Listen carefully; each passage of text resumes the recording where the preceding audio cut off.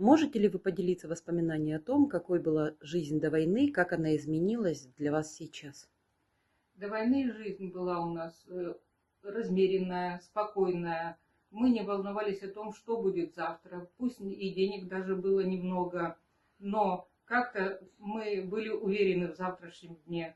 А теперь, после того, как начались военные действия, сначала была э, просто операция такая, а теперь война. И вот во время войны у нас все стало абсолютно по-другому. Мы теперь не уверены в завтрашнем дне, живем одним днем, думаем, что завтра будет, будут прилеты, не будут прилеты. Особенно страшно по ночам, потому что когда летят дроны, и такой звук у них резкий, воющий, поэтому мы не знаем, к нам дрон летит или не к нам летит, или пролетит мимо. Особенно страшно, когда баллистика, когда сообщаешь, что тревога и баллистика, в убежище не добежишь, потому что ночью выключены все фонари, убежище за 200 метров. И это не убежище, а просто подвал дома, где временно оборудовали это убежище. Мы сначала ходили, пытались туда ходить, а теперь сидим и соблюдаем правила двух стен.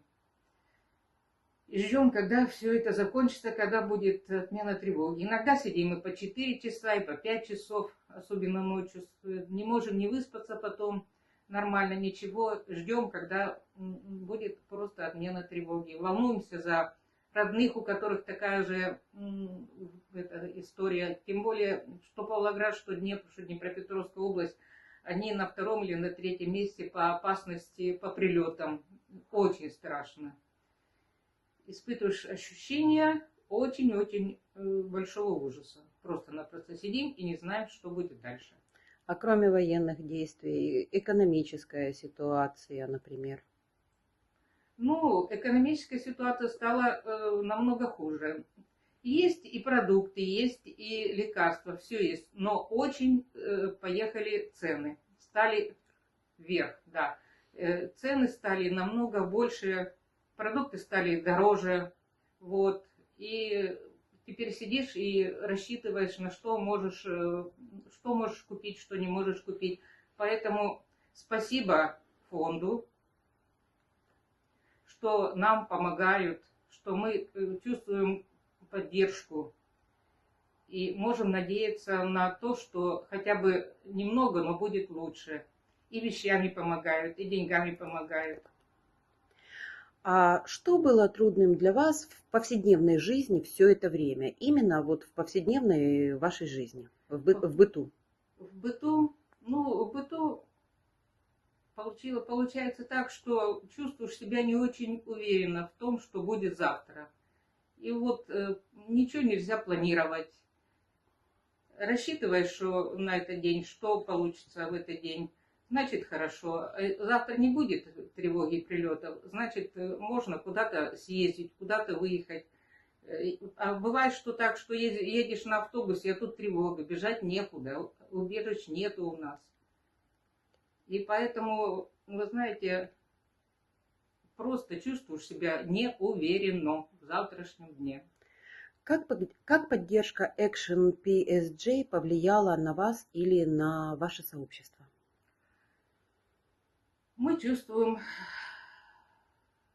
эту поддержку все время, потому что кто-то заботится о нас, кто-то передает нам вещи, кто-то поддерживает, даже морально. Когда идет моральная поддержка, и чувствуется, что это просто люди пытаются нам помочь.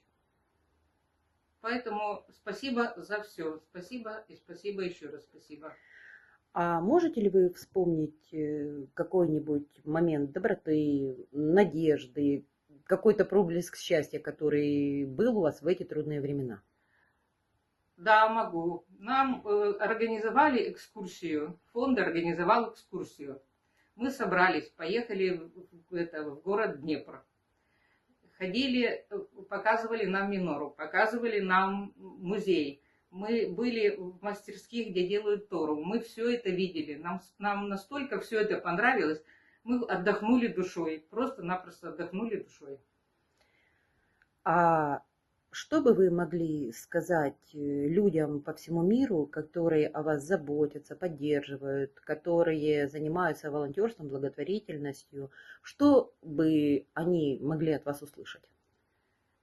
Им огромное спасибо. И пусть у них никогда не будет таких военных действий, пусть у них не будет войны, пусть они всегда будут жить в мире, в спокойствии, чтобы их не затрагивали никакие военные действия. Просто пусть у них будет спокойно. И на душе будет мир, и спокойно будет. Поэтому я хочу еще раз поблагодарить Международный фонд за то, что они нам дают надежду, что мы не одни, что нам помогают, что мы можем надеяться на них. Спасибо им большое.